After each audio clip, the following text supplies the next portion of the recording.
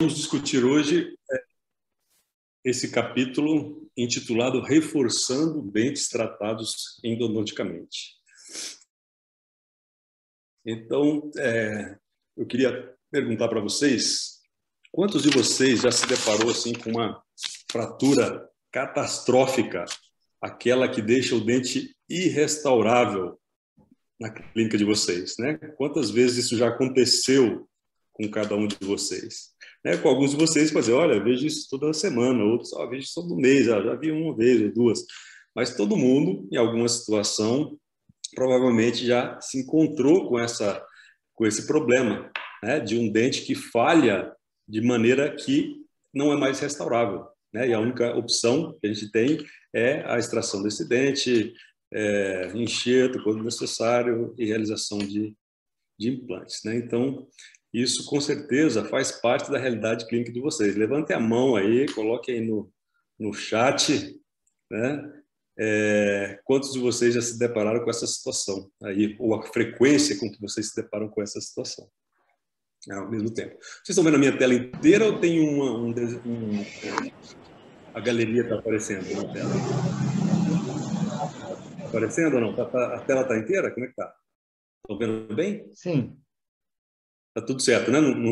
A galeria não está em cima aqui das imagens, não, né? Não. A galeria do Zoom, que eu digo. Não. Não, né? Está em cima, mas está dando para ver toda a extensão. Então tá. Então tá, beleza. Está tudo certo, então. Bom, então, como vocês sabem, quer dizer, não sei se todo mundo sabe, né? Eu sempre conheci esse livro como sendo a Bíblia do traumatismo dentário, né? Então, sempre que alguém citava o livro-texto e Atlas Colorido de Injúrias Dentárias Traumáticas, tinha essa referência. Só que eu nunca tinha visto isso escrito, né, em nenhum lugar.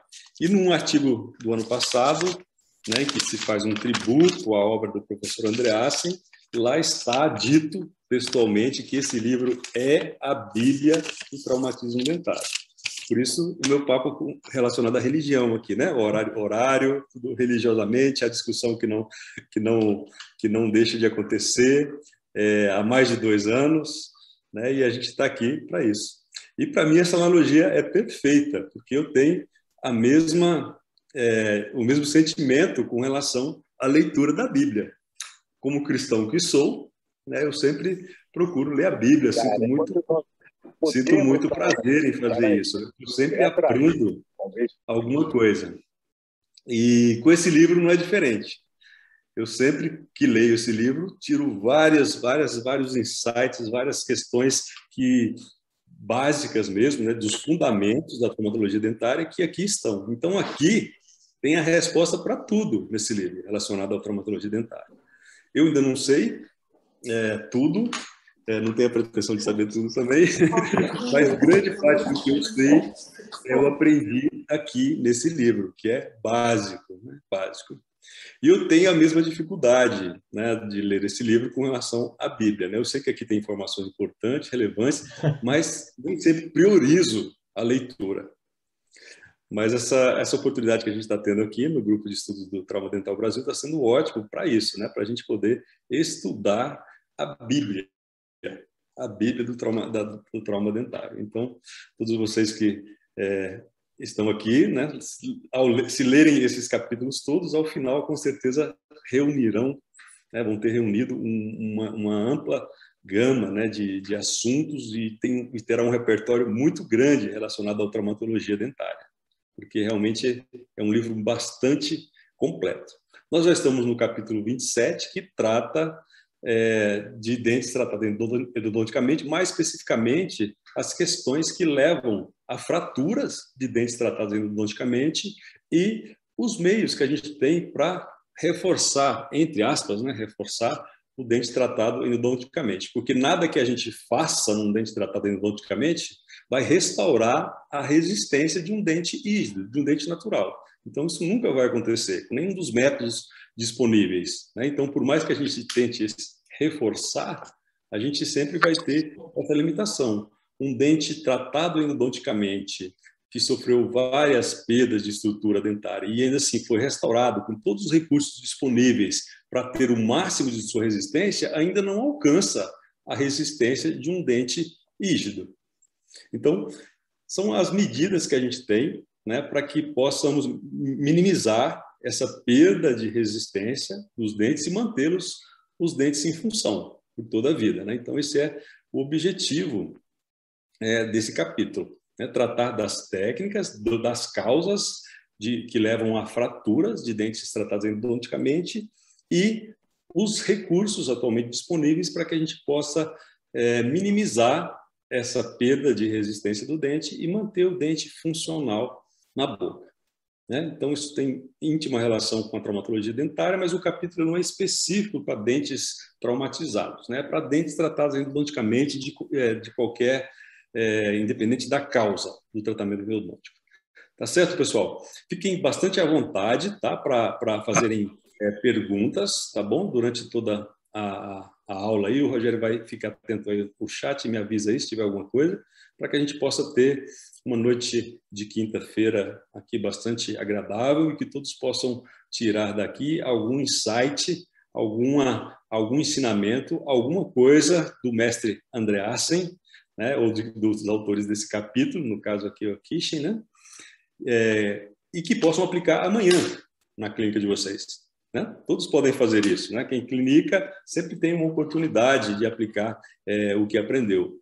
E dente tratado endodonticamente é o que não falta, né? Na clínica de vocês, no dia a dia, na rotina de cada um de vocês. Tá certo?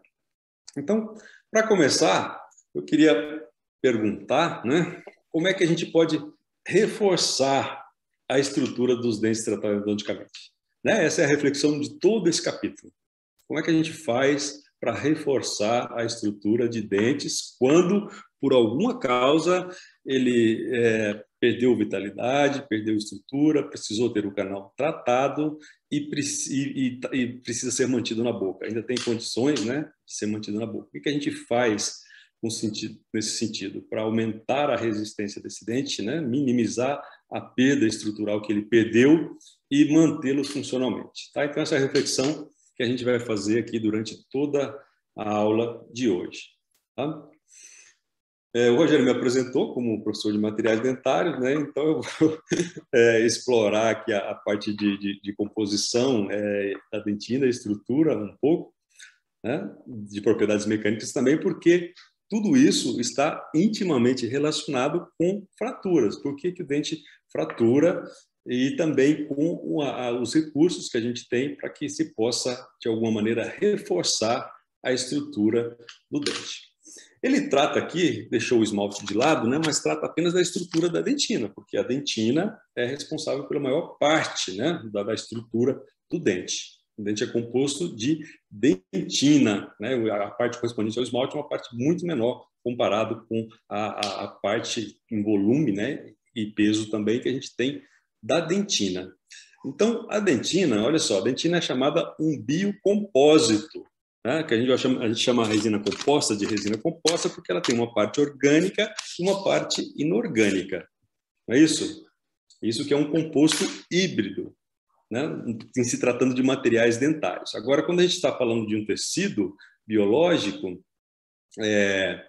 também também um tecido híbrido, né? É um biocompósito, porque a gente tem também na dentina a parte mineral, representada aqui por esses retângulos, né? Que representa aqui os cristais de hidroxiapatita, que correspondem a 60% em peso da composição da dentina. Tá? Então, a gente tem 60% de hidroxiapatita e tem 30% de colágeno, especialmente o colágeno tipo 1, que representa aqui em bege, né, a parte orgânica da dentina. E a gente tem 10% de água, água livre e água que está também ligada, né, muito a essa parte orgânica da dentina. Tá? Então, nessa parte orgânica, além do colágeno, a gente tem algumas proteases, né, algumas enzimas próprias da dentina, né, que são importantes em todo processo de fratura também, né, influencia também na fratura e também um processo de degradação dessa matriz de colágeno, né? Então, essas proteases, essas enzimas que também fazem parte da parte orgânica da dentina, contribuem e têm ação nesses processos, né? No processo de cárie e também até em processo de lesões não cariosas, né? De erosão, quando ativadas essas enzimas, essas proteases, as chamadas metaloproteinases, principalmente, têm esse papel, né, na degradação da dentina. Mas também tem importância, tudo isso, nas propriedades da dentina. A dentina é um material viscoelástico, né, que a gente chama, passando por essa parte de composição, propriedades da dentina, ela tem essa propriedade de viscoelasticidade, ou seja, de ter a capacidade de se deformar sobre um esforço, né, sobre uma força, até um limite, né, até um limite, dependendo dessa capacidade. Aí tem várias propriedades relacionadas a isso, né, a viscoelasticidade, o módulo de elasticidade, ou seja, até quando a dentina sofre uma deformação elástica e quando que ela sofre uma ruptura, isso, ou seja, sofre uma deformação plástica, ou seja, uma fratura, né? Então, isso está relacionado com o quanto de mineral que a gente tem na dentina, essas propriedades relacionadas, tanto de mineral e tanto da parte orgânica que a gente tem, né? Então, essa capacidade de viscoelasticidade, né, de se deformar sob um estresse, uma determinada força aplicada, está relacionada com a quantidade que a gente tem de mineral e de parte orgânica na dentina. Isso é importante porque ocorrem mudanças, né, com a idade, também mudanças na composição da dentina, dependendo de alguns fatores, né, como, por exemplo, doenças, né, no caso de uma hipocalcificação da dentina, que altera a estrutura dessa dentina e ela fica mais friável, ou seja, fratura-se sobre algum esforço. Também com relação a isso, né, como é um processo, a dentina viva está sofrendo trocas a todo instante, né, no dente com vitalidade, e essa dentina com o tempo vai se tornando mais mineralizada. Isso altera também o modo de elasticidade da dentina, tá? Então, a dentina de um idoso, por exemplo, ela é mais rígida do que de um paciente jovem, por exemplo, porque a parte mineral tem mais mineral, né? E isso aumenta o módulo de elasticidade da dentina, ou seja, torna ela mais rígida. E ao ter um módulo de elasticidade alto, faz com que ela se frature, né? Possa se fraturar mais, ou seja, não deforma tanto sob a ação de uma força e provoca a ruptura, tá? Então, tudo isso para a gente chegar nesse ponto principal, que é a fratura, porque quando a gente tem uma falha, é porque ocorreu uma fratura, geralmente na parte relacionada à dentina, em se tratando de dentes tratados endodonticamente, tá? Então, quando as tensões da mastigação geram tensões, né? Tensões tanto de tração, ou seja, que tende a afastar as moléculas de um determinado corpo, né, do sólido, no caso aqui a dentina, ou de compressão, que tende a unir, né, que tende a aproximar mais as moléculas desse corpo, né, no caso da dentina. Então, quando isso acontece, normalmente, durante a mastigação, a gente está tendo lá, né, zonas que estão sendo comprimidas, ou seja, sofrendo compressão, e aí, se essa força for maior do que o limite de compressão da dentina, podemos ter fratura, da mesma forma que tem regiões que estão sofrendo tração.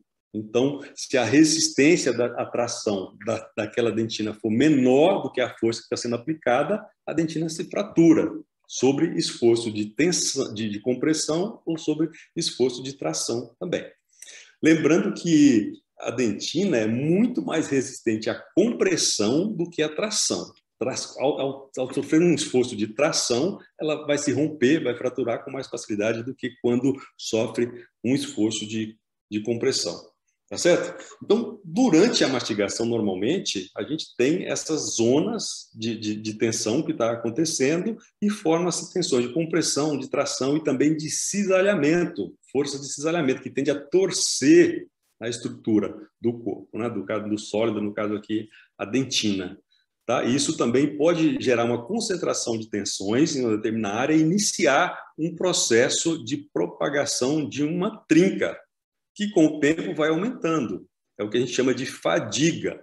Né? Quando inicia-se um processo por algum defeito na estrutura, inicia-se uma zona de concentração de esforços e isso vai, com o tempo, gerando fraturas, microfraturas no início, até ter uma fratura catastrófica, daquelas que a gente, quando encontra na clínica, fala, e esse não tem mais jeito, né? Esse aqui agora só implante para dar jeito.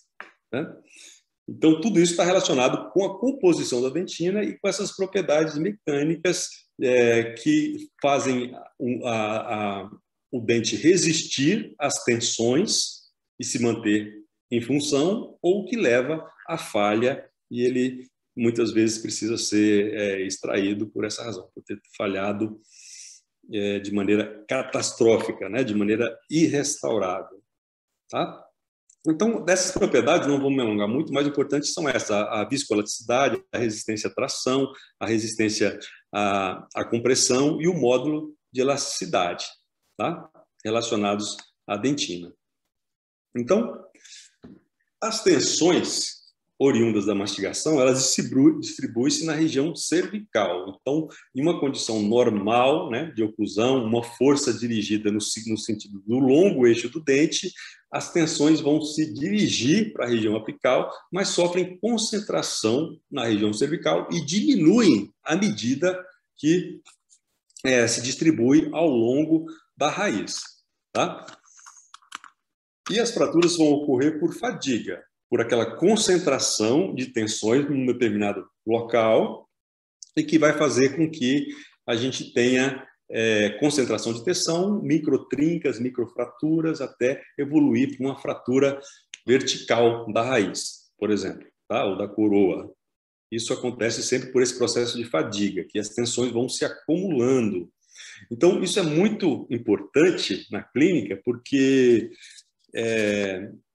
é muito simples, né? É só a gente entender que se eu tenho um módulo de elasticidade diferente do meu material restaurador, por exemplo, um material metálico, né? Uma coroa metálica, por exemplo, ou uma restauração em amálgama, por exemplo, que tem um módulo de elasticidade muito maior do que da dentina.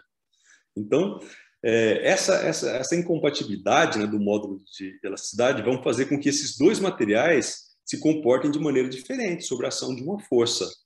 Então, isso gera concentração de tensões e pode gerar trincas, fraturas, né? E a gente tem muitas situações, né? Provavelmente vocês já se depararam com aquela situação que você tira uma restauração de amálgama e a parede pulpar ali está trincada, né? A gente pode ver as trincas, tem nome para isso, né? A síndrome do dente fraturado, do dente trincado, ou do dente gretado.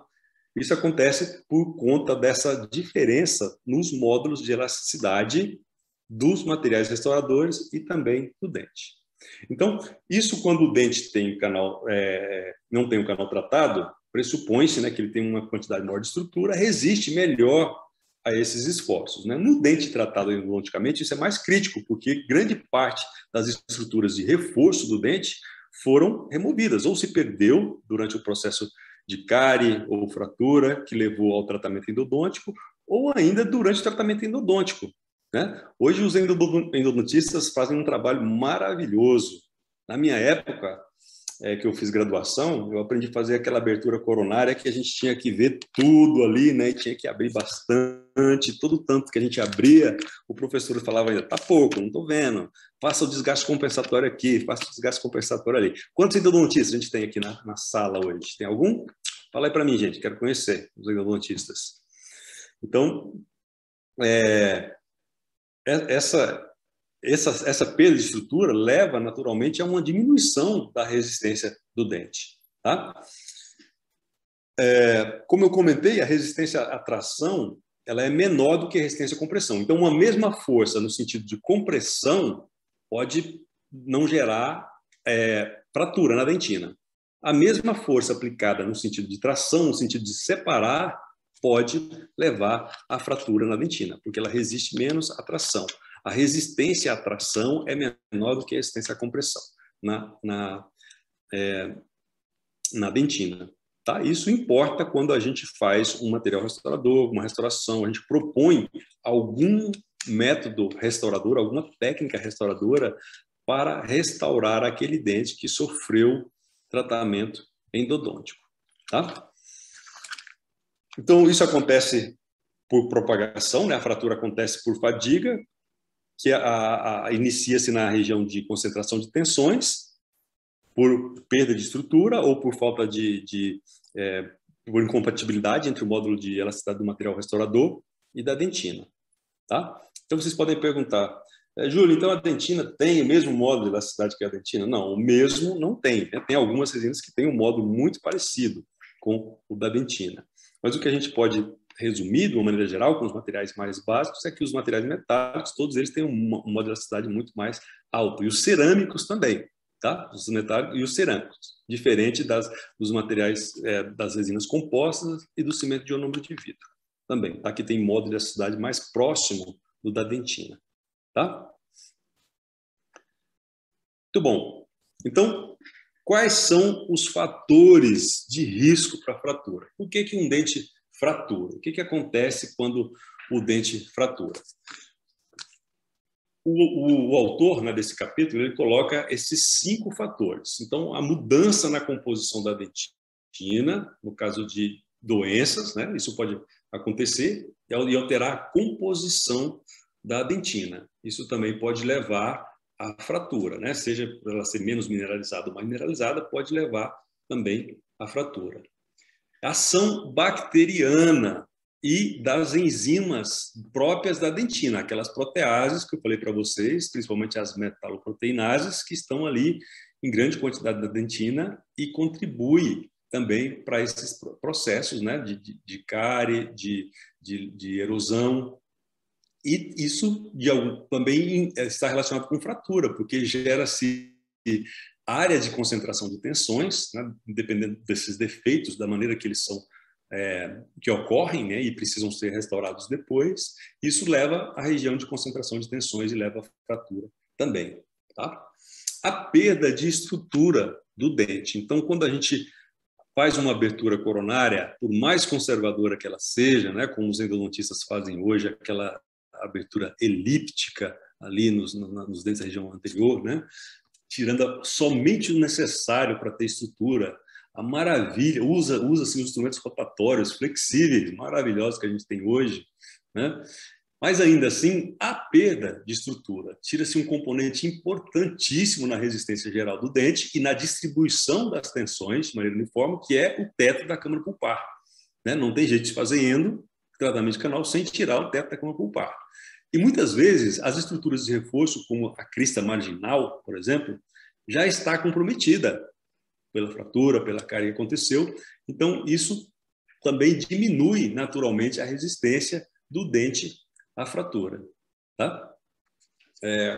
Ocorrem mudanças com a idade, como eu já falei, a dentina pode tornar-se mais mineralizada, portanto, aumenta-se o módulo de elasticidade, torna-se mais rígido, com isso deforma-se menos, e ao deformar-se menos, gera área de concentração de estresse, e isso leva à fratura. Né? E a restauração, né, feita com coroa retida a pino. Né? Isso é uma opção restauradora, pino e coroa, clássico, né, para dentes tratados endodonticamente. Pino e coroa. Fraturou, pino e coroa. Mas, ao se fazer um pino, né, a gente também, ao se confeccionar um pino da maneira convencional, né, tirando a estrutura do dente, a gente também está contribuindo para que haja isso é um fator de risco para a fratura. Isso quando dá tudo certo, né, e é feito rigorosamente dentro da técnica. E tem os fatores iatrogênicos, que são muito comuns, né, em dente tratado endodonticamente. É muito comum desviar um canal, ficar um degrau, aquilo tudo é zona de tensão, para concentração de tensão, que pode levar à fratura. Muitas vezes, colocar um pino e restaurar e uma coroa é a única opção que a gente tem para manter aquele dente. na boca, né? Então, quando isso é necessário, claro que a gente vai fazer tudo rigorosamente dentro da técnica, mas não podemos deixar de considerar que esses fatores, né, eles podem, as iatrogenias que ocorrem também, são consideradas, precisam ser consideradas porque elas também levam à fratura.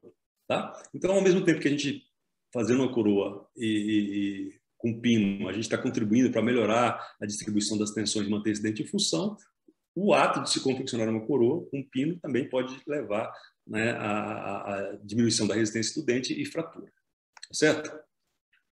Então, esse é o tipo de fratura, né, aquele que eu perguntei no começo, quem já tinha encontrado e quantas vezes por semana que vocês encontram esse tipo de fratura, né, na clínica de vocês. Então, é realmente aquela fratura que inicia-se ali na parte coronária ainda, né, no teto ali no assoalho da câmara pulpar e se propaga por toda a coroa e a raiz e faz uma fratura vertical, muitas vezes separa o dente em duas partes, né? Então, esse é o tipo de fratura que a gente não quer ver acontecer, né? Mas que, infelizmente, acontece muito em razão desse enfraquecimento que ocorre da estrutura do dente durante o tratamento endodôntico e do fato de nós não conseguirmos compensar isso com as técnicas restauradoras que a gente tem hoje disponível. Então, isso, claro, né, uma fratura leva à contaminação bacteriana, perda óssea, e muitas vezes o processo agudiza, né, leva o paciente chega numa situação de urgência com dor por conta de uma fratura. Então, esse é o nosso dia a dia, muito comum na clínica, né, a gente encontrar situações como essa. Então, observem nas radiografias, todas aqui a gente observa uma área radiolúcida acompanhando aqui, né, o elemento dental, onde já se encontra uma perda mineral ali, também reação do tecido ósseo, enfim, todo o processo relacionado a um processo crônico, né, muitas vezes, que pode agudizar, né, tendo contaminação bacteriana, mas muitas vezes é crônico. E às vezes também o paciente só sente dor naquele momento em que ocorre a fratura inteira, né, as pequenas trincas causam contaminação bacteriana, começa o processo de perda óssea, mas às vezes o paciente não sente dor ainda, né? Então, isso aqui eu coloquei aqui essas radiografias no caso da minha prática, de uma coroa, né, aqui nos premolares, tem 2 pinos e 2 coroas. No pino, no pino do dente 24, é um pino pré-fabricado, rosqueável, colocado há 20 anos aqui, né? Então, essa radiografia foi de quinta-feira, de terça-feira, acho, dessa semana. É isso, ficou pronta terça-feira, essa semana. Então, esse pino foi colocado há 20 anos aqui, né, no dente 24. No dente 25 é um núcleo metálico fundido normal. Os dois têm coroas. Então, aqui teve um episódio de agudização aqui, né, que a paciente reclamou que tem aqui uma inflamação, né? Teve aquilo fistulou, ela parou de sentir dor, mas tinha esse episódio. Aí, quando a gente teve a oportunidade de radiografar, a gente observou essa área radiolúcida aqui, no ápice do 24, né? Se a gente observar aqui na radiografia, não estou conseguindo movimentar meu cursor aqui, gente. Vocês estão vendo minha setinha? Não, né? Eu acho que no Zoom ele não dá para movimentar a setinha aqui. Bom, nessa radiografia, o dente 24, ou seja, o dente anterior. Então, esse dente aqui, a gente observa uma imagem sugestiva ali de fratura, mas nada muito evidente, né? Mas como tem toda essa história clínica, a gente pode supor que esse dente está fraturado, né? Mas nada melhor do que uma tomografia, né, para a gente ter certeza disso. E a tomografia veio justamente confirmar esses achados da radiografia, mostrando que a área de reabsorção é bastante grande, né, e embora hoje ele esteja assintomático, né, paciente não sinta dor, não tem inflamação, não tem nada, é um dente fraturado. E ela veio trocar as coroas, né, a minha irmã, então por isso que eu tenho esse acompanhamento tão de perto assim, né, e o planejamento inicial era trocar as coroas, mas como não é possível, né? A gente trocar a coroa num dente fraturado, mesmo que ele esteja assintomático. Então, a proposta aqui de tratamento também é remoção desse dente, né? E confecção de uma prótese sobre implantes aqui no dente 24. O dente 25, que tem um núcleo metálico fundido, ainda está tudo bem aqui. Então, ele vai ser só de fato trocado a coroa. Mas o 24, essa área hipodensa, mostrando aqui na tomografia, né? Mostra uma perda óssea grande, vai precisar aqui de fazer enxerto e ainda implante, né? Para repor esse dente que é o chamado dente condenado, né? Esse aí está condenado, está perdido, não tem mais o que fazer. Poderíamos até postergar um pouco, mas não vale a pena porque a gente vai perder mais osso e a quantidade de enxertia depois vai precisar ser maior. Tá? Então, a opção é por fazer já a remoção do dente, e enxerto e instalação do implante para futura prótese. Então, o que a gente pode fazer para reforçar a parte coronária e também raiz do dente? Primeira coisa é o princípio de tudo, é a preservação da estrutura dentária. Então, quanto mais estrutura for preservada do dente, mais forte ele vai estar. Porque a gente não reforça o dente fazendo pino e coroa, né? Na verdade, a gente mantém a resistência que ele tem, dependendo do tanto de estrutura que ele ainda tem. Então, tirar a estrutura do dente, né, nunca é uma vantagem no sentido de reforçar o dente, porque se a gente está tirando a estrutura do dente, a gente só está enfraquecendo ele. Não tem outra coisa, não tem outro nome para isso. É exatamente isso que a gente vai fazer, né? Então, muitos de vocês, né, talvez o pessoal aqui, como o Rogério, a Cris, que disse para a gente aqui que se formou já há algum tempo, provavelmente estudaram no livro do Schellenberger, né, que é o livro clássico de preparo de prótese. Então, as novas gerações, não. Eu tive assim umas 2 ou 3 vezes para comprar o livro Schellenberger, não comprei na época que não tinha dinheiro, e hoje eu fico pensando, pô, ainda bem que eu não comprei aquele livro, né? Porque se eu tivesse ele e tivesse lido, né, provavelmente esses princípios estariam mais arraigados ainda aqui na minha cabeça. Mas, dependendo de você ter lido ou não o Schellenberger, né, ter comprado ou não o Schellenberger, os princípios dos Schellenbergianos, né, vamos dizer assim, guiados pelo Schellenberger, dominou toda a odontologia, né, da década de 70, 80 e até um pouco o início dos anos 90. Ainda era muito forte a presença, né, dos preparos cavitários, aqueles preparos de prótese que se desgastava toda a coroa, baseados na retenção, né, mecânica apenas, né, uma vez que não se considerava a adesão. Felizmente, né, tudo isso mudou bastante, né, a partir da década de 90, principalmente, logo no início, né, da década de 90, em que os princípios adesivos foram sendo melhor compreendidos, né, e melhor ensinados também, e foi mudando um pouco, mas isso não aconteceu da noite para o dia. Tanto que até hoje nós, dentistas, como formados nessa época, somos de alguma maneira influenciados por isso. Então a gente tem que estar abertos. Ontem o Rogério comentou, ontem não, Rogério, no outro dia, na terça-feira, né? Que a gente precisa estar aberto, né? A gente precisa de abrir a nossa mente para entender que valia, o que era verdade há algum tempo, já não é mais. Então, esse recado é só para quem, como eu, né? Para quem se formou no início da década de 90. Tá? E passou e teve toda essa formação com esses princípios de retenção mecânica e que reforçar o dente significava proteger cúspides, né? Fazer desgastar cúspides sadias para colocar um material restaurador para tentar melhorar a distribuição de esforços naquele dente e também evitar fratura.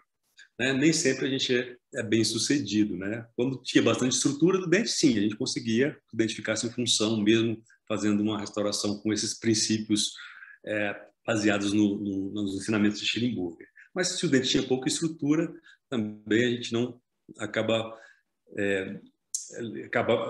se fraturando também. E também em razão dos materiais que a gente utilizava, né, até então.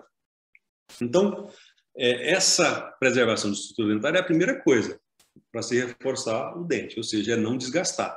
Reforça-se não desgastando. Então, primeiro, não desgasta. Né? Hoje em dia, a gente tem condições de fazer reabilitações totalmente aditivas, sem desgastar ainda mais aquilo que o paciente já perdeu, né? Já desgastou de alguma maneira. Tá? Então, essa remoção do teto da câmara pulpar durante o acesso também faz com que perca-se bastante estrutura do dente, né? E essa perda de estrutura dental por cárie ou pelos procedimentos prévios, remoção das estruturas de reforço, como as cristas marginais, leva o dente ao enfraquecimento do dente. Tá? E quando a gente faz a melhor restauração possível de forma adesiva, né? Hoje em dia, a gente tem condições de fazer as reabilitações adesivas, né? E nem sempre não precisamos de lançar mão de princípios mecânicos, mas apenas os micromecânicos baseados na adesão, a gente não recupera totalmente a resistência do dente. Ainda assim, ele fica mais fraco. Então, essa questão de reforçar o dente é mais um eufemismo, né? Uma maneira de falar do que uma realidade. Na verdade, a gente não reforça, a gente minimiza aquela perda, tenta minimizar a perda de resistência do dente com os procedimentos que a gente faz. Tá?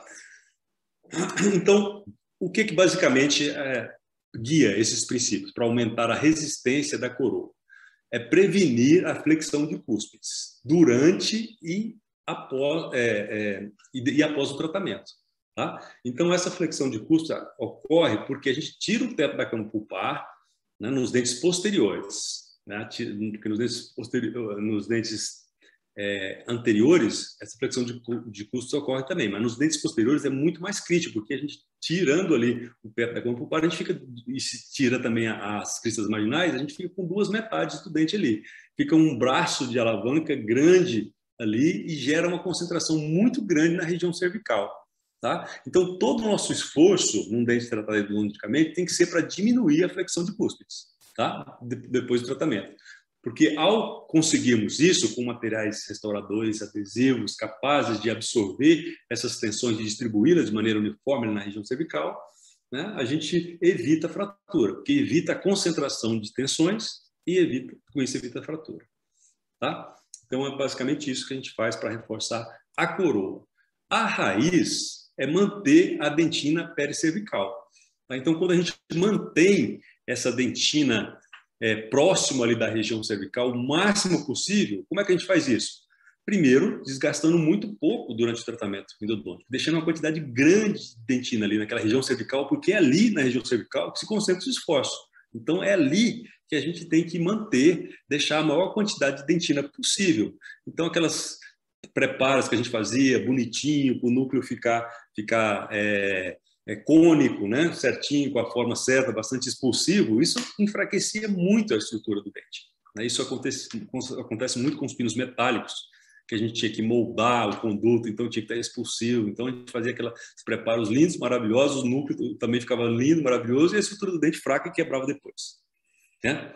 E até hoje a gente vem colhendo os frutos disso, né? Em função dessa prática restauradora que se instalou e se mantém por muitos anos. Tá? Isso não é culpa de ninguém, assim, individualmente, né? Isso é uma responsabilidade coletiva que não é questão de culpa, né, de ninguém, é porque nem das escolas, dos currículos das escolas, é uma questão de que era o que se sabia e as técnicas estão evoluindo graças aos avanços da ciência que existe no campo dos materiais, e hoje se conhece melhor tanto a estrutura da estrutura dentária, né, o esmalte e a dentina, quanto os materiais restauradores. A gente tem condições de equilibrar melhor e saber o que funciona melhor para esse sentido. Né? Eu cansei de fazer núcleo metálico fundido. O último núcleo metálico que eu fiz fundido não tem muito tempo, tem 10 anos apenas.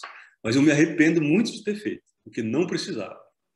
Eu acabei fazendo um planejamento que ia fazer um tracionamento também, então era por conveniência, por ser mais fácil ali no 10 anos, né? Não faz muito tempo, a fazer um núcleo metálico. Mas foi o último que eu fiz e eu arrependi de ter feito. Se eu pudesse voltar no tempo, não faria mais núcleo metálico. A gente pode, quando precisar, de lançar mão de pinos para retenção, e é só quando a gente precisa de retenção que a gente lança mão de um pino, não é para reforçar a raiz. Se eu pudesse voltar atrás, eu teria feito um outro tipo de pino, né? Não um pino metálico, né? Não um núcleo metálico, teria feito um pino de fibra de vidro. Tá certo? Então, é isso. Então, manter essa dentina pericervical, né? Evitar uma distribuição alterada do estresse. Então, isso significa manter o máximo de estrutura ali para que a gente tenha uma distribuição uniforme dos estresses da mastigação, né? E identificar os fatores não iatrogênicos, que acontece, né, de alterações na dentina, com alteração com a idade, como eu já falei também, e evitar os fatores iatrogênicos, né, que nem sempre é possível. Ninguém faz uma iatrogenia porque quer, né? A iatrogenia acontece muitas vezes por imperícia, imprudência ou negligência, né? Mas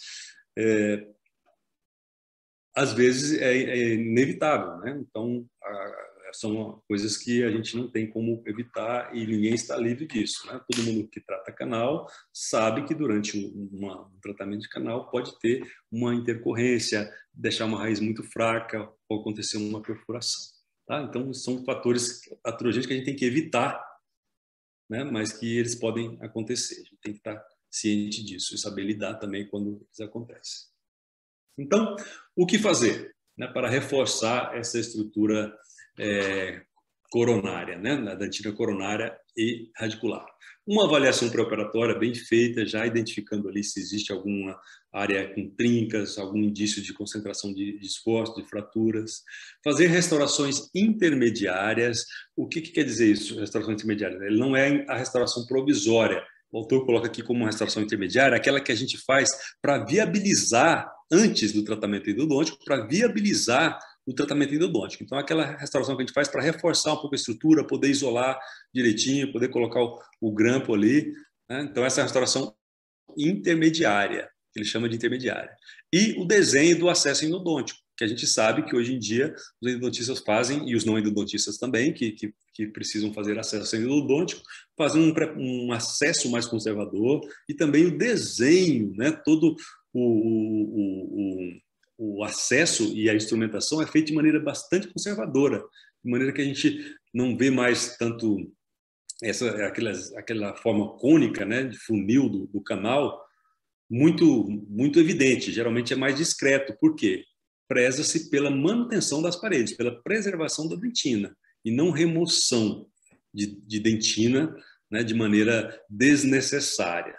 Eu aprendi fazendo que a gente utilizava 2 séries de limas, né, para fazer lá. Hoje em dia eu vejo que o pessoal não usa isso tudo, não é necessário, é o mínimo necessário para se conseguir vedar, obturar o canal. Então tudo isso influencia, tá?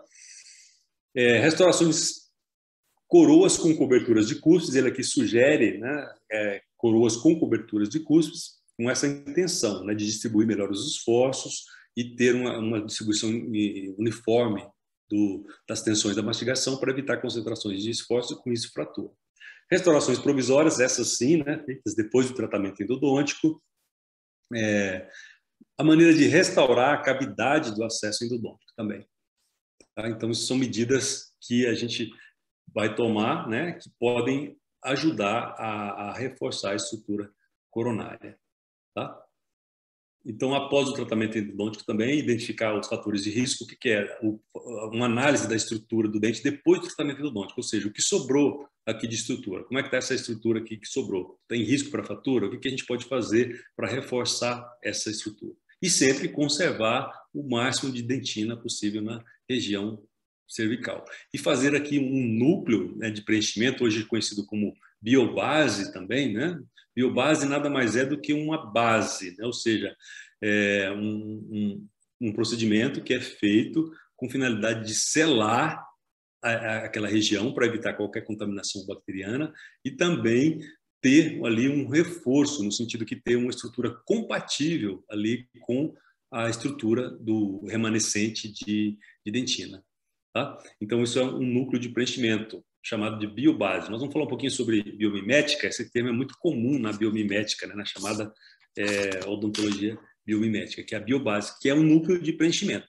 Tá? Ele pode ser retido por um pino, se tiver necessidade de retenção, ou pode ser apenas utilizando a estrutura remanescente. Tá? E depois disso, uma restauração desse dente, que não precisa ser necessariamente uma coroa. Vai depender da quantidade de... Não é para todo dente tratado canal que a gente vai fazer núcleo e coroa. A gente vai fazer núcleo e a restauração necessária para devolver, né, a integridade. Não devolver a integridade, que, como eu falei, isso não acontece, né?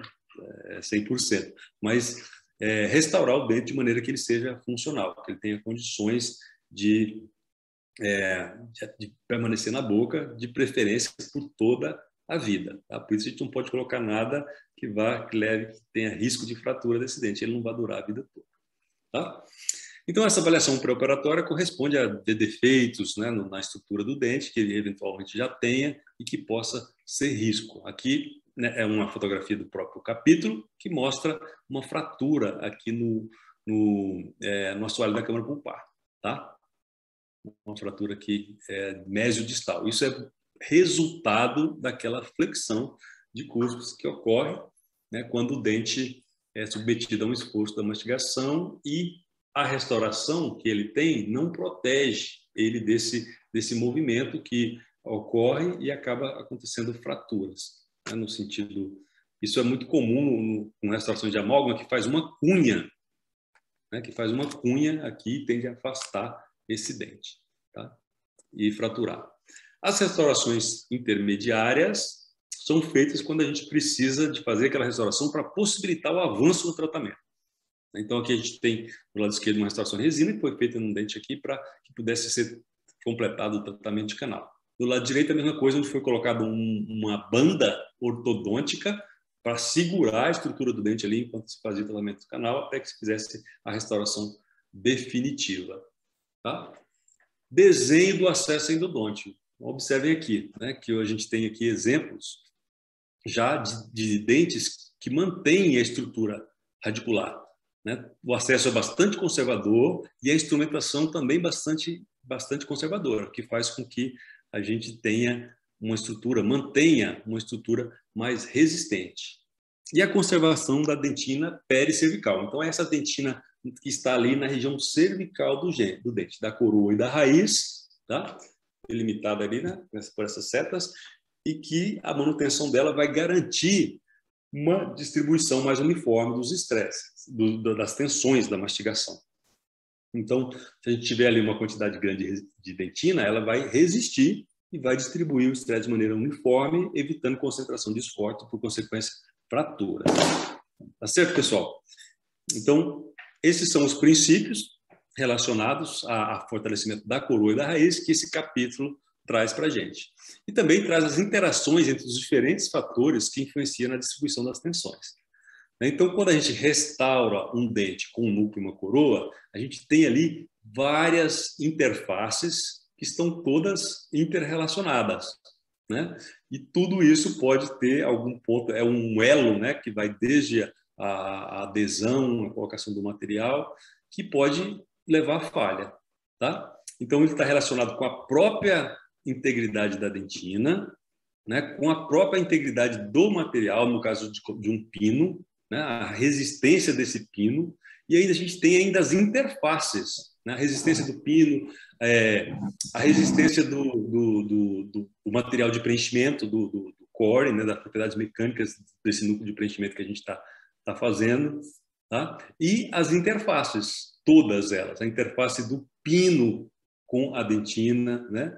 A interface da coroa com o núcleo de preenchimento, a interface do pino com o núcleo de preenchimento e da dentina com a coroa também. Tá? Então, são muitos fatores, muitas interfaces, né, para a gente conseguir selar todas e manter todas em funcionamento. Tá? Então, tudo isso influencia na distribuição das tensões, que pode manter um dente funcional na boca por toda a vida, como pode também levar à fratura, dependendo, né, do desequilíbrio que exista aí entre as tensões impostas, né, e a resistência do material restaurador e também da estrutura do dente. Tá? E pode levar a falhas, né, tanto do material quanto da estrutura dentária. Então, hoje em dia, o consenso é que é melhor fraturar o material, né? Que é melhor fraturar o material do que fraturar o dente. Então, por isso, esses materiais com modo de elasticidade muito alto têm sido preteridos, né, vamos dizer assim, nas situações que a gente tem dentes enfraquecidos por ter tratamento endodôntico, por ter sofrido perda estrutural e precisem ser mantidos na boca, né? Precisam ser reforçados. O autor traz 8 pontos como resumo desse capítulo, né? Que após o tratamento endodôntico ocorrem várias mudanças, né? Pode ocorrer mudanças estruturais, de uma maneira geral, do dente. Por quê? Porque o dente vai perder algumas estruturas importantes de reforço e pode já ter perdido pelo processo de cárie que levou ao tratamento endodôntico, por exemplo, né? Ou a fratura, enfim, qualquer que seja a razão que levou ao tratamento endodôntico. Outro consenso que ele coloca aqui: a máxima tensão da mastigação é distribuída na região cervical do dente e vai sendo distribuída para a raiz. Tá? As fraturas acontecem porque existe um processo de fadiga relacionado com as mudanças que ocorrem, que levam a essa concentração de esforços que inicia uma propagação de fratura e, com o tempo, repetidamente, leva à fadiga. O material falha, né? A estrutura do dente falha. Tá? Então, para isso, a gente tem esses métodos, né, para melhorar, para reforçar ou fortalecer a estrutura dentária coronária e também radicular, começando por evitar desgastar e depois colocar um material mais biocompatível possível. Biocompatível no sentido de mecânico, né, da parte de resistência mecânica. Uma vez que a gente não tem mais polpa, né, não temos mais que se preocupar com a compatibilidade biológica, mas com a compatibilidade mecânica que vai restaurar como a gente vai restaurar esse dente, vai levar ele para a função na boca. Então, ele recomenda que a realização oportuna do recolhimento de custo de coroas é recomendada. Então, isso é uma observação que ele faz, que isso, no ponto de vista que é defendido aqui no capítulo, ele vai levar a uma melhor distribuição dos esforços e a dissipação lá na região cervical, ao invés de concentração de fratura. Outro consenso: conservação da estrutura pericervical da dentina é o fator mais importante, né? Não é o mais importante, é um dos. É importante para o reforço do dente, conservar o máximo de dentina possível na região cervical, tá? Então, muitas vezes fazer preparos, estendendo muito na região cervical, desgastando, não é interessante desse ponto de vista, que vai levar ao enfraquecimento daquela região ali e concentração de tensões. Tá? Então, quanto mais dentina tiver ali, é melhor. Então, por isso, técnicas que privilegiem, né, como a elevação de margem gengival, privilegiem a manutenção da dentina naquela região, são importantes para a conservação do dente, né? Não desgaste, com isso, maior longevidade.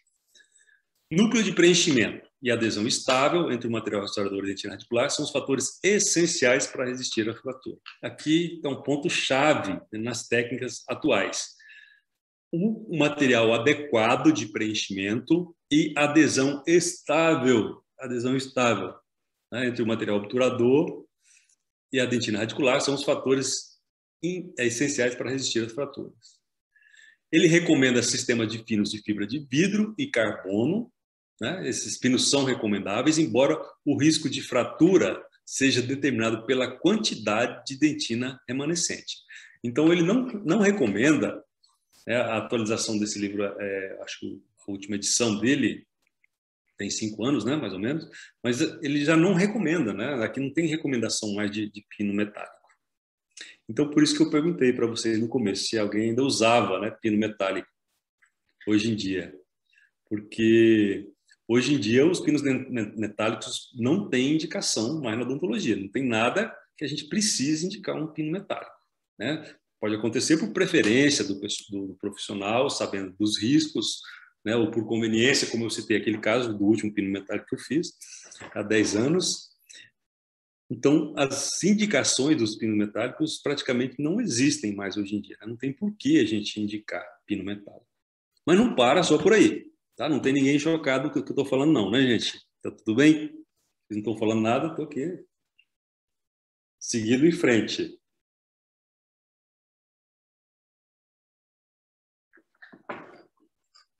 Então, os pinos metálicos não têm indicação na odontologia atual, né? A gente, a não ser uma situação muito específica, né, relacionada com com reabilitação, isso para dentes, né? Porque eu utilizo os pinos metálicos no implante, né? Então a reabilitação é feita ali metal com metal e não tem nenhum problema nesse sentido. Mas eu digo para restaurar, indicar para restaurar dente, né? Então prótese sobre dente, qualquer tipo de prótese sobre dente pode ser feita quando necessário, quando faltar retenção, com um pino de fibra de vidro, um pino de fibra de carbono. Nem os pinos cerâmicos são indicados porque eles também têm uma elasticidade muito alta e levam a fraturas. Então eles são estéticos, mas também não são recomendados por serem muito rígidos, tá? Os pinos cerâmicos também. Os princípios da as observações 9 e 10 aqui, pessoal, são por minha conta, tá? São as minhas observações para essa conversa que a gente está tendo, tá? O autor é até o número 8 aqui, então ele recomenda sistemas de fibra de carbono, embora o risco de fratura seja determinado pela quantidade de dentina remanescente. Embora seja muito raro haver fratura de dentina com pinos de fibra de vidro. Eu, particularmente, nunca vi. É sempre o pino fratura, mas a estrutura permanece. Tá? Mas ele fala que ainda assim, né, pode acontecer fratura, e pode, de fato, acontecer, né, se houver descolamento, por exemplo, e continuar tendo uma tensão ali, pode acontecer fratura, mesmo da estrutura de dentina, se ela for muito enfraquecida, tá? Muito fragilizada. É isso que ele está dizendo aqui. Recomendo o pino, embora o risco de fratura seja determinado pela quantidade de dentina remanescente. Então, com relação aos pinos metálicos, essa a minha visão, baseada no que eu tenho visto, né, na literatura, que às vezes pode ser que tenha uma condição muito particular, não estou condenando ninguém que indique pinos metálicos hoje em dia. Estou dizendo que a odontologia atual oferece, hoje, materiais e técnicas que, se você quiser, né, optar por evitar correr riscos que os pinos metálicos oferecem, no sentido de serem muito rígidos e ter um maior risco de fratura, você pode lançar mão desses recursos e não utilizar o pino metálico, hoje em dia. E os princípios da odontologia biomimética podem ser aplicados? Claro que sim. A odontologia biomimética, né, que a gente tem visto falar muito ultimamente, preza por isso, né, por alguns pilares. E alguns deles está relacionado, teve início já lá na década de 90, né, quando a gente começou a fazer adesão. Depois, nos anos 2000, isso melhorou muito, quando a gente atingiu resistência de união máxima, né, resistência de união de 30, 50 megapascal na dentina, isso é muito alto, né? E os sistemas adesivos atuais também, né, proporcionam essa boa adesão à dentina, que faz com que a gente possa confiar na dentina e esquecer o Schnittburger, né? É muito difícil para quem viveu o Schnittburger durante boa parte da prática profissional. Mas a odontologia biomimética é baseada na adesão, tá? Então eu trouxe aqui algumas questões para a gente encerrar, relacionado ao reforço da estrutura, né? Então, mais uma reflexão aqui para a gente, né? Então, reforçar a estrutura de dentes tratados endodonticamente corresponde a colocar pinos, fazer núcleos de preenchimento e restaurar o dente de forma direta ou indireta? Sim, né? De alguma maneira isso é verdade, embora não seja aquela verdade absoluta, porque, como eu falei, nenhum dente reforçado, restaurado, tem a resistência à fratura do dente íntegro, né? Então, mas em parte é verdade. Quando a gente faz tudo isso, a gente está buscando reforçar, né? E às vezes a gente precisa colocar pino, fazer núcleo de preenchimento e restaurar o dente de forma direta ou indireta.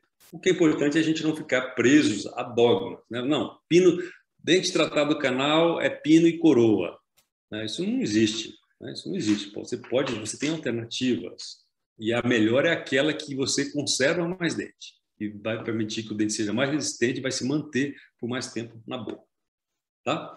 Então, pino por si só, a colocação de pino não reforça nada da estrutura do dente, né? Eles apenas fornecem retenção para a restauração, para a construção desse núcleo, né, retido por pino, e a restauração do dente da coroa. Então, eles servem para retenção, principalmente.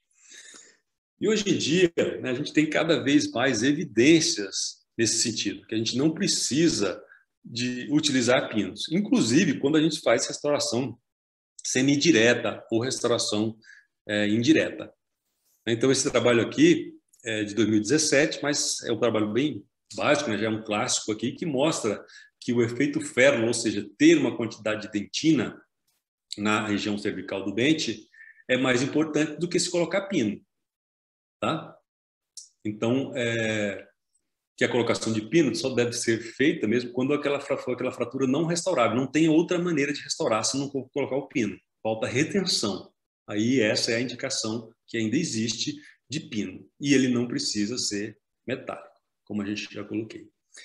Eu coloquei esse QR Code aqui para vocês, para quem se interessar pela odontologia biomimética, ler os princípios.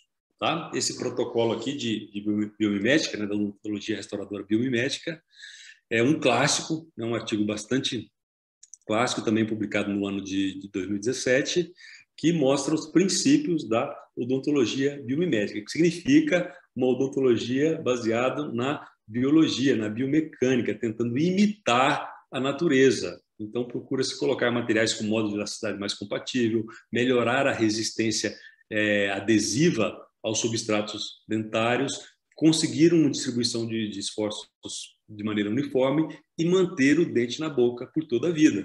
Tem tudo a ver com a odontologia minimamente invasiva, né? Faz parte, né? Os princípios da biomimética estão dentro dos princípios da filosofia de mínima intervenção. Então, tem 4 pilares básicos colocados nesse artigo, que é a máxima resistência de união, um selamento marginal duradouro e manutenção da vitalidade pulpar. Então, esses são os princípios da odontologia biomimética.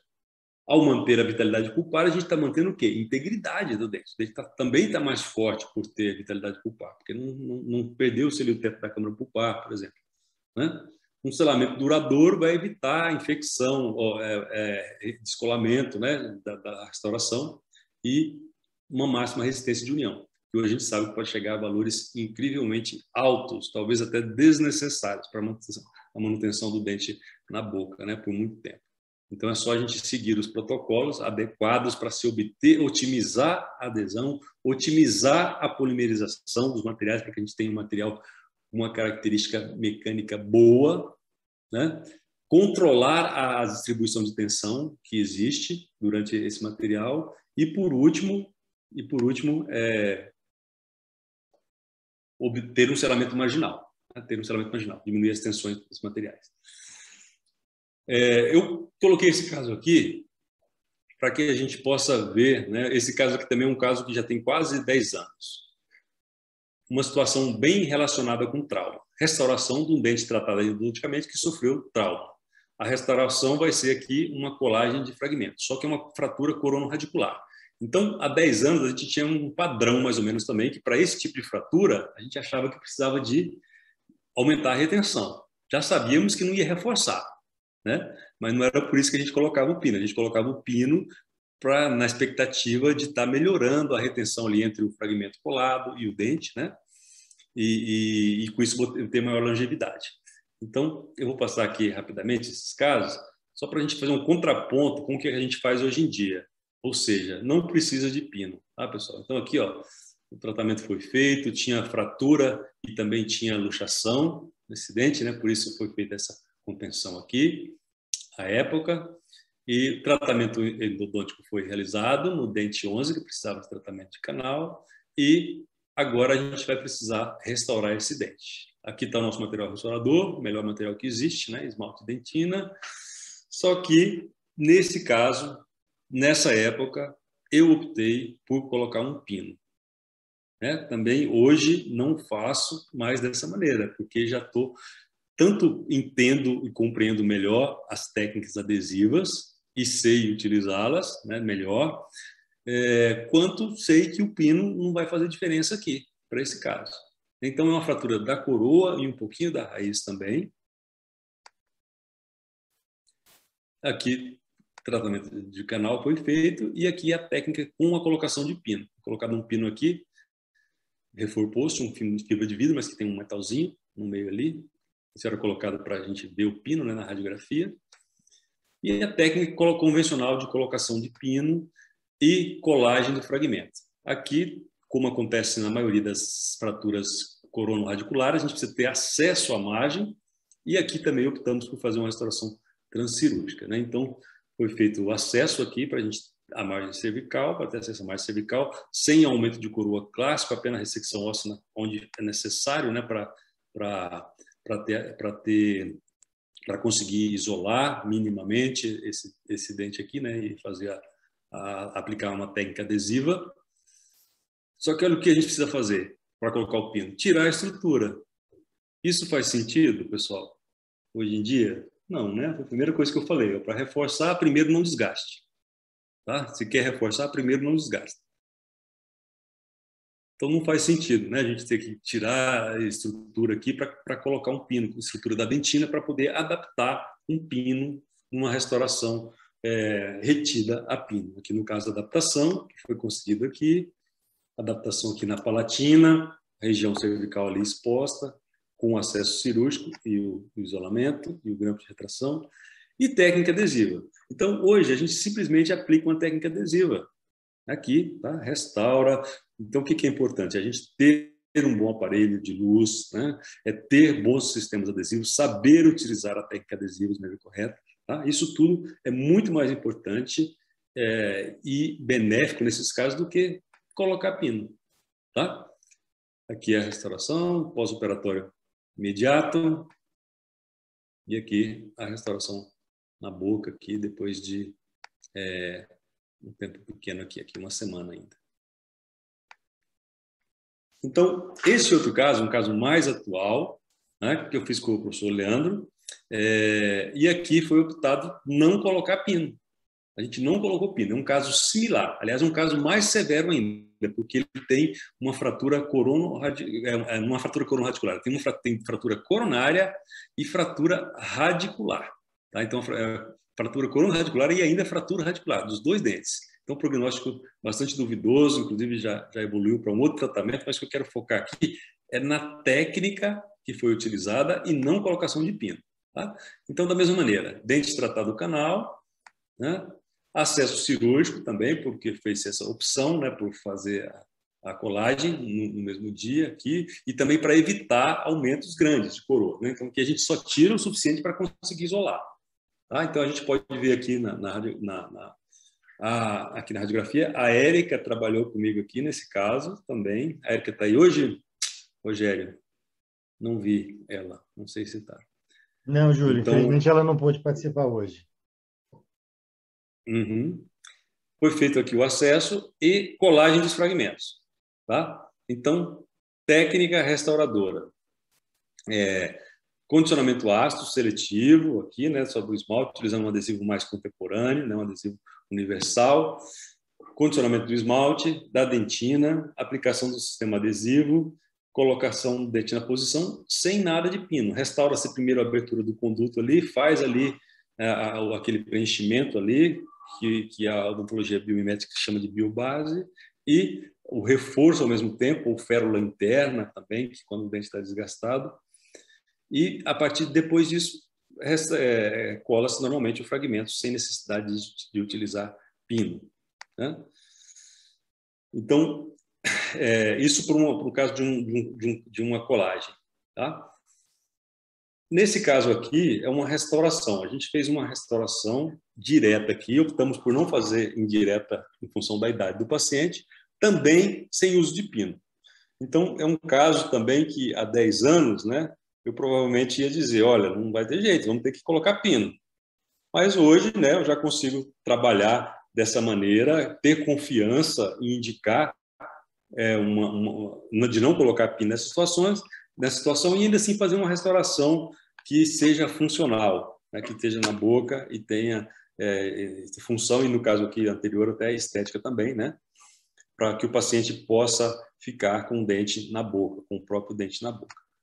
Então, um caso aqui de uma fratura bem no nível, né, ainda acima, ainda supragengival, mas bem próximo do nível gengival, que sofreu um agravante de ter ficado muito tempo entre o tratamento de canal e a restauração e o dente ter sido cariado, então perdeu mais estrutura ainda. Tá? Então, foi feito aqui uma desobturação do canal de 4 milímetros, que é o comprimento de desobturação recomendado para quando você não vai utilizar pino. Então, desobstrui-se 4 milímetros da embocadura do canal e faz aqui uma técnica adesiva, utilizando os melhores adesivos que você puder e tiver em mão, que não impede de utilizar adesivos convencionais no dia a dia no consultório. Mas isso é muito importante, uma boa técnica adesiva, uma boa polimerização do material restaurador. Aqui pode também utilizar estruturas de reforço, como fibras de vidro, não pino de fibra de vidro, mas fibras de vidro, né, que são colocadas aqui para reforçar essa região da dentina pericervical, tá? Que a gente que é chamar de férula interna, para aumentar a resistência dessa região onde se concentram os esforços da mastigação. E aqui a opção de restauração foi uma restauração direta.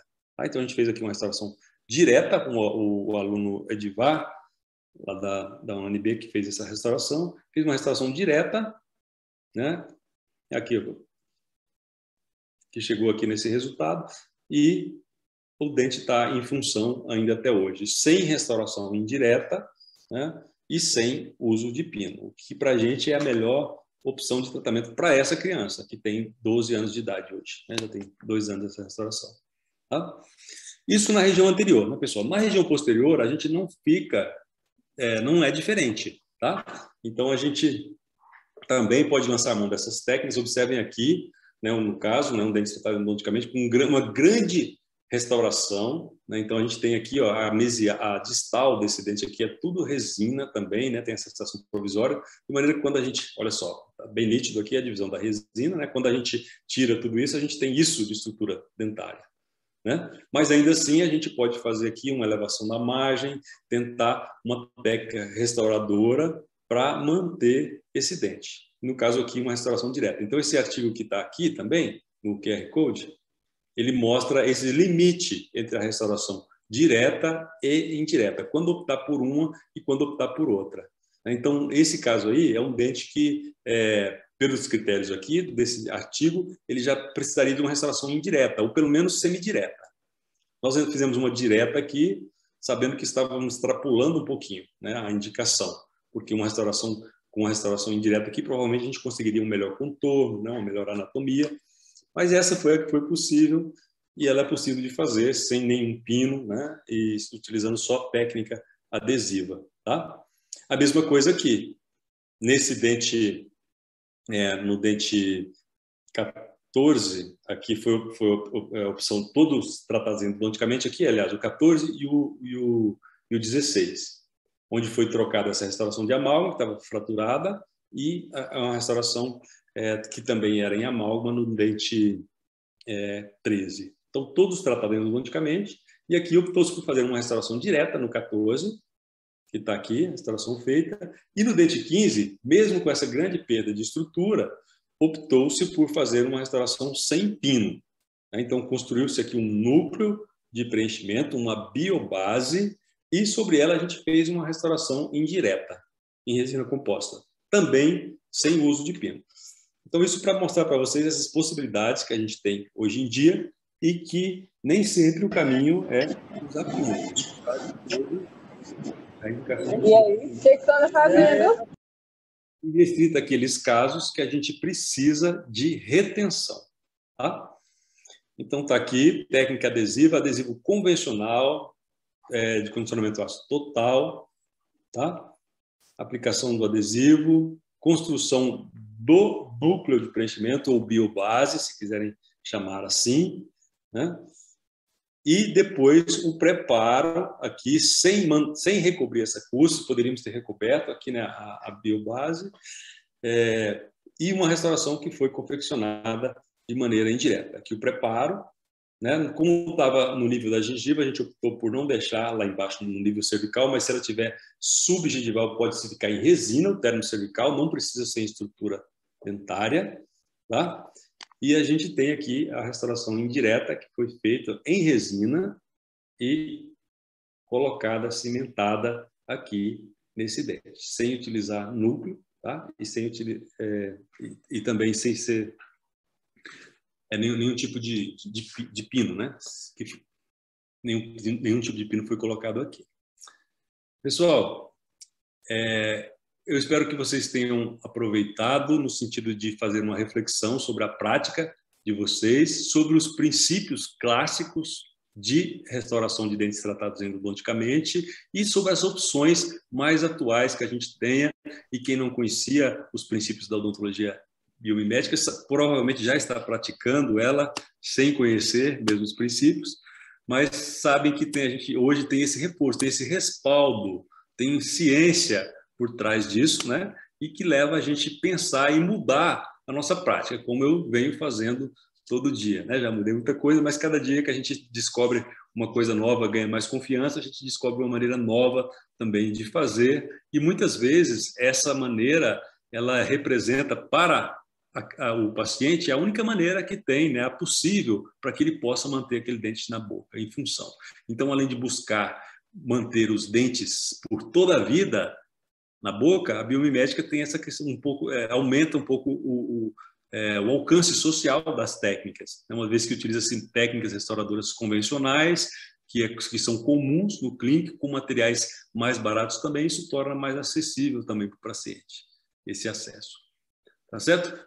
Todo esse trabalho aqui, né, ele é parte do projeto de trauma, que eu participo desde 2011, muitos de vocês também participam do nosso projeto, o Rogério também, desde essa época, a Cristiane, a Érica, que eu lembrei de ver aqui hoje, a Clarissa também, né? Então, todos são convidados a conhecer o projeto de trauma dental, que é o nosso laboratório, né, para que a gente possa praticar a odontologia baseada em evidência, né, baseada em ciência e nas melhores práticas clínicas também.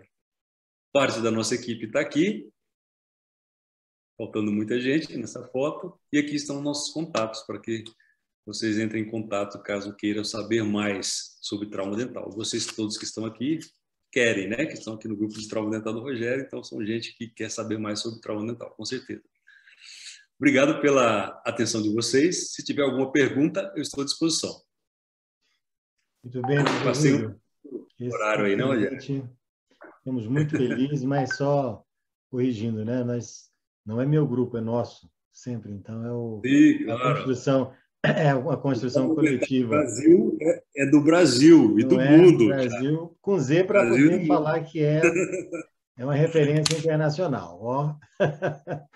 Pois bem, temos aqui alguns comentários. Eu queria, né, falar aqui, a professora Márcia Vanderlei precisou se ausentar, deixou aqui um abraço, né, parabenizando pela sua apresentação.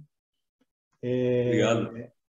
Nós tivemos aqui uma pergunta da Clarissa. Acho que a Clarissa, então, vai poder fazer pessoalmente, né, Clarissa? Deixa eu ver se tem mais alguém que foi... Há muitos elogios, muitos comentários positivos aqui. Muito bem.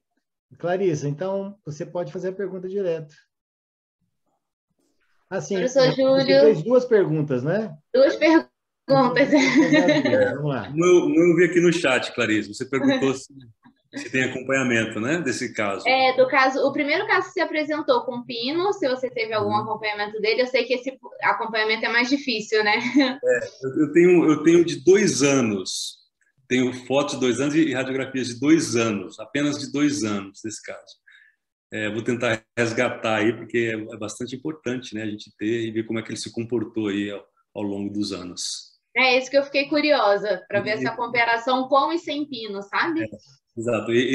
As fotos e a radiografia que estão aqui é do acompanhamento imediato, uma semana depois apenas, de 2 anos, mas eu tenho de 2 anos também nesse caso, um retorno de 2 anos. Mas ainda é pouco, né? Nesse caso aí ele tem mais de 8 anos. Também estou curioso para saber como é que ele está. Vamos resgatar. E aí eu fiz uma outra pergunta, professor Júlio. Em relação às restaurações de amálgama, que a gente vê muito essa questão da síndrome do dente rachado e tudo mais, se seria vantajoso a gente já remover essas restaurações de uma maneira preventiva à fratura? Olha, se o dente for tratado endodonticamente, sem sombra de dúvida. Sem sombra de dúvida. Se o dente não for tratado endodonticamente, significa que ele ainda tem bastante estrutura, né, e pode resistir. Então, assim, essa troca eu não vejo como obrigatória, que tem que trocar todas as restaurações. Mas Por quê? A fratura vai acontecer se o dente estiver menos resistente, né? E no caso dos dentes que não têm o canal tratado, geralmente eles estão mais resistentes. E a estrutura do dente, ela está protegida, vamos dizer assim, porque tem bastante estrutura de reforço. Então, não quer dizer que tem risco grande do amálgama fraturar, tá? Mas, ainda assim, a tensão existe. Não é? A gente não pode dizer que o modo de elasticidade do amálgama é igual da dentina. Então, o amálgama vai sim, e ainda mais, né? Ainda como um fator a mais, o amálgama não é adesivo, né? Júlio teve uma queda aí, deve voltar. Pois bem. Dá um minutinho. Essa semana eu tive um desprazer, eu vi uma fratura dessa, um dente comprometido endodonticamente, essa fratura mesiodistal, né? Então é dolorido você voltou, né, Eu não Júlio? sei que fase da resposta aqui, aí, Clarissa. Não, você falou da questão, o dente, quando não tem tratamento odontológico, ele ainda tem todas as estruturas, né, preservadas, então ele tem mais resistência, mas isso Isso. não... Então, Mas ele ainda, nesse mesmo caso, assim, pode ocorrer fratura, né? isso. É mais difícil de acontecer fratura, mas não está descartado. Então, assim, cabe uma avaliação minuciosa de cada dente, da quantidade de estrutura remanescente, né, para indicar ou não a troca. Eu sou muito resistente com afirmações do tipo assim, todas as restaurações de amálgama têm que ser trocadas, porque elas vão causar fratura. Isso não é verdade, né? Restaurações pequenas, né? A gente tem aquelas restaurações só do sulco, que geralmente é aquela restauração que não precisava ser feita, ter sido feita, mas foi feita, então está lá já, mas que tem menos de um quarto da abertura, né, da largura vestibulingual envolvida pela restauração. Essas tensões que são provocadas ali, elas não vão levar o dente à fratura se ele estiver todo íntegro, tá? Então, troca está indicada para aquelas restaurações extensas e principalmente em dentes tratados endodonticamente, né? Então, a gente não pode negar que qualquer restauração de amálgama vai gerar mais tensão no dente do que uma restauração adesiva. Isso é fato, é verdade, né? Então, tudo bem indicar a troca, né? Agora, a coisa de tem que trocar todas, aí não. Aí não é bem assim, né? Não tem que trocar todas. Troque aquelas que você, pelo seu julgamento clínico, entender que leva algum risco para a estrutura daquele dente. E a gente pode afirmar com 100% de certeza que os dentes tratados endodonticamente têm sim um risco maior. Então, para esses dentes, a restauração deve ser adesiva, né? Deve ser adesiva, ela é a que melhor vai funcionar, tá? Uhum. Obrigada, professor. Eu tava comentando, Júlio, Nada, obrigado pela pergunta. eu estava comentando aqui que essa semana eu tive, né, o desprazer de ver uma situação, uma pessoa da família que teve, né, estava com o dente comprometido endodonticamente e teve essa fratura mesiodistal, condenando sem chance e teve que fazer o implante. Então, essa semana eu vivenciei isso. E também essa semana, curiosamente, eu tive a oportunidade de fazer uma prevenção de fratura, aonde que um dente que estava comprometido endodonticamente, eu bandei com a banda ortodôntica para que a pessoa termine o procedimento endodôntico, né, que estava em processo de tratamento, para que não surja surpresas, né, até ele poder fazer uma restauração com proteção de cúspide adequada. Então, curiosamente, o capítulo veio, né, veio só reforçando essas preocupações, esses cuidados.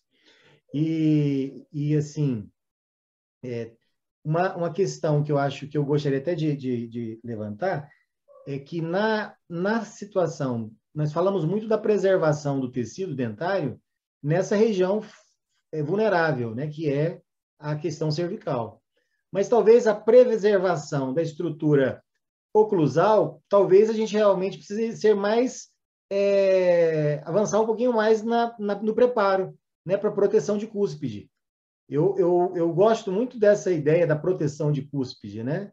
Da gente poder fazer ao invés de fazer uma restauração de resina, pensar às vezes não há um lei, né? Hoje, com essas técnicas. O que você acha disso, Júlio?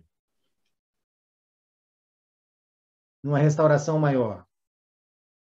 Então, a proteção de cúspide, embora ela traga, né, esse elemento de diminuição da concentração dos estresses, não é obrigatório hoje em dia fazer essa proteção de cúspide. Né? Você consegue, se você para fazer a proteção de cúspide, você vai tirar a estrutura do dente. Sim. Então, muitas vezes, ela não é necessária ser feita a proteção de cúspides.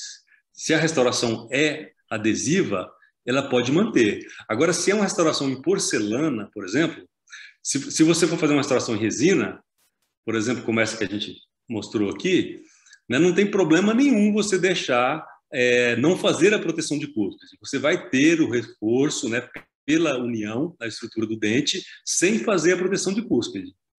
Né? Agora, muitas vezes é quando você vai utilizar porcelana, cerâmica, melhor dizendo, né, para o material restaurador, você vai precisar, vai ficar uma estrutura frágil ali do material e a proteção de cúspide vai funcionar melhor no conjunto ali. E aí você envolve também a cúspide no preparo. Né? Isso é normal. Mas, assim, proteção de cúspide, na verdade, ela não aumenta a resistência do dente, não deixa o dente mais resistente. Então, a odontologia biomimética está aí para nos mostrar isso. Que o importante é a gente ter união ao substrato. E essa proteção de cúspide clássica que a gente fazia sempre, por exemplo, vocês todos, né, que se formaram aí na década de 90, ouviram dizer assim, alguma vez na vida, olha, nas cúspides funcionais a gente faz proteção de cúspide. Né? Então isso aí, hoje em dia, é um paradigma que está sendo quebrado. A gente não precisa de fazer proteção de cúspide em todas as cúspides funcionais. Mas né? E a proteção de cúspide não vai aumentar a resistência do dente. Então, por que fazer? Se você vai desgastar o dente, a estrutura do dente, né, para fazer a proteção de cúspide. Mas mesmo numa restauração mesoclusal comprometida endodonticamente, aí já seria indicado, né? Não uma restauração em resina comum, mas fazer uma olei, de repente, com essa proteção. Isso. Aí depende do quanto você tem de estrutura remanescente, que é a primeira análise que a gente faz, a análise estrutural, né, do dente. Você só vai remover a estrutura quando ela, de fato, está muito frágil. E para isso tem parâmetros hoje em dia. A gente mede, né? A gente mede com espessímetro. Então, só mesmo estrutura muito frágil. Porque, do contrário, você pode reforçar essa estrutura também colocando material adesivo ali, resina composta, como regra, né? Para todos os materiais. Então, proteção de cúspide não é também hoje uma obrigação que a gente tenha que fazer em todas as vezes que tiver tratamento de canal. Tá? E isso é uma coisa que a gente precisa de atentar. Esse artigo que eu coloquei aí, que trata de indicações de restaurações diretas e indiretas, ele trata bem dessa parte. Né? Quando que a gente deve optar por uma restauração direta ou uma indireta. E está mais relacionado com a extensão da abertura vestibulingual, a perda de estrutura, do que com esse reforço, entre aspas, que a proteção de cúspide dá, porque isso não acontece. Um dente com proteção de cúspide não é um dente mais resistente à fratura do que um que não sofreu proteção de cúspides. Depende de tudo do que tem de estrutura remanescente e da adesão que você faz a esses substratos. Beleza. Pois bem, vamos convidar, então, se alguém mais com perguntas, se não tiver, eu vou convidar para quem puder abrir a sua câmera, fazemos a nossa foto, né? Isso. Quem puder, então, vou contar aí até 5 para vocês poderem se organizar. Quem puder abrir a sua câmera. Ótimo, Emerson. Obrigado. Cristiane. Maria Helena, que bom te ver. Mais alguém pode abrir aí a câmera? Vamos fazer, então, a nossa foto. 1, 2, 3. Muito bem, muito bem. Obrigado, professor Júlio. Foi fantástico, né? Você mandou super bem, como sempre. A gente agradece aqui, né, a sua presença, sua disponibilidade, pronta, né, para nos atender, para compartilhar conhecimento conosco. Sei que, né, tivemos algumas dificuldades, mas, mais uma vez, né, quero me desculpar pelas dificuldades e agradecer a sua presença aqui hoje para poder nos brindar com tanto conhecimento. E convidá-lo para outros momentos, né? O livro ainda não acabou, tem muita coisa ainda para a gente discutir. Continuo com o propósito de ler o livro inteiro e entendê-lo, principalmente. Isso, e temos muito livro ainda pela frente, precisamos muito da sua ajuda e, lógico, da ajuda de todos vocês aí, quem quiser estão convidados todos, né, para poder participar conosco na discussão dos capítulos. Bem, muito obrigado, então, mais uma vez, abraços a todos e um bom final de noite, até a próxima, né? Agora, só lembrando, o nosso próximo encontro, acho que a Elaine colocou hoje lá no grupo, ficou para o dia 9. Vou só confirmar aqui. Vai ser no dia 7/10, com a professora Sueli Ribeiro, que ela vai falar sobre o manejo ortodôntico em dentes traumatizados. Tá? Então, a nossa professora Sueli, acho que ela é de Manaus, e vai participar conosco. Ela é professora lá na universidade e vai trazer aí a sua contribuição na parte ortodôntica. Tá bom? Então, convido a todos aí para participar no próximo encontro, no dia 7 de outubro. Obrigado, gente. Bom final de noite. Fiquem com Deus. Obrigado, professor Júlio. Olá, pessoal. Eu que agradeço, Rogério, a oportunidade. Foi muito bom sempre estar aqui com vocês e ter a oportunidade de estudar um pouquinho mais sobre traumatismo, né? E especificamente esse assunto aí que fazia bastante tempo que eu não lia a respeito. Obrigado. Obrigado, gente. Abraços.